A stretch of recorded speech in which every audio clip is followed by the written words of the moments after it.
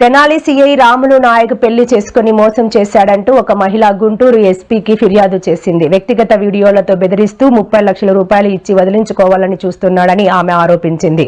ఈ ఫిర్యాదుపై స్పందించిన ఉన్నతాధికారులు సీఐని ఇప్పటికే సస్పెండ్ చేశారు.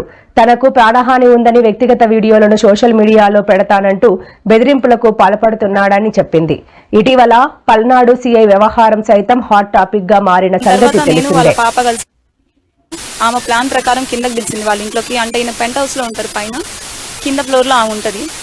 అంటే ఒకటే ఇంట్లో ఉన్నది సార్. కిందకి పిలిచారు, అక్కడ ఆమె గొడవ చేసింది. బయటికి రాకుండా తలుపుకి అడ్డం నించింది సార్. ఈయనకి ఫోన్ చేసింది సార్కి. ఇంకా ఈయన వచ్చి ఆ పాపను నెట్టేసి నన్ను కొట్టారు సార్. మెట్ల మించి లాక్కుంటే పైకి తీసుకెళ్లారు. తీసుకెళ్లిన తర్వాత ఆమె వచ్చి గొడవ చేసింది. ఇద్దరు కలిసి ఆమె కాలు పట్టుకొని నేను సారీ చెప్తే తప్ప ఆమె ఊరుకోదు, లేకపోతే ఆమె ఆఫీసులోకి వెళ్ళి కంప్లైంట్ చేసి నా జాబ్ పోయిద్ది అని చెప్తే నేను ఆమె కాలు పట్టుకొని సారీ చెప్పాను సార్. అయినా ఆమె బాగా గొడవ చేసింది సార్. ఆ తర్వాత నుంచి ఆయన ఇల్లు ఖాళీ చేస్తానని చెప్పారు సార్. కానీ హోటల్లో ఉండి రోజు ఆమె ఇంటికి వెళ్తారు సార్. వాళ్ళు ఒక 4-5 గ్రూప్ ఉన్నారు సార్, లేడీస్. వాళ్ళందరితో కలిసి ఈయన ఫంక్షన్లకు వెళ్ళడం. అదేమంటే వాళ్ళు వైఫ్ అండ్ హస్బెండ్ అని చెప్పి మా ఇద్దరితో పాటలు పాడిచ్చారు, వీడియోలు తీశారు. ఆ వీడియోలు అన్ని ఆఫీసర్లకు ఇస్తే ప్రాబ్లం అవుతుంది అని చెప్తున్నారు సార్. ఓన్లీ తెనాలి రాగానే నేను ఎందుకు వేధిస్తాను సార్? అదేమంటే నేను వచ్చి ఆఫీసర్లకి నువ్వు వేధిస్తున్నావు అని చెప్పి చెప్తాను అని చెప్తున్నారు సార్. ఆయన నన్ను వదిలేకపోతే సూసైడ్ నోట్ రాసి ఒకటి నాకు పంపించాడు సార్. నా చావుకి నువ్వే కారణమని జైలుకి పంపిస్తానని. ఇంతగా వేధించే అంత అవును సార్, నా దగ్గర ఆ సూసైడ్ నోట్ కూడా ఉంది, మీకు సబ్మిట్ చేస్తాను.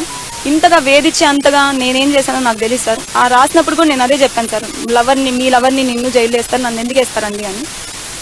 సో నేను ఆఫీసర్ల దగ్గరికి వెళ్ళినా నన్ను ఏం చేయరు అని చెప్పారు సార్.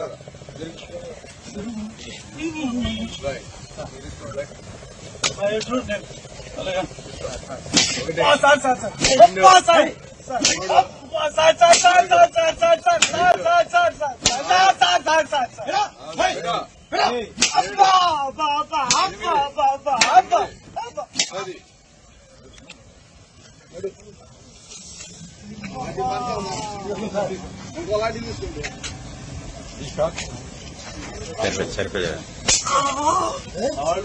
మళ్ళీ 50 పడతాయి.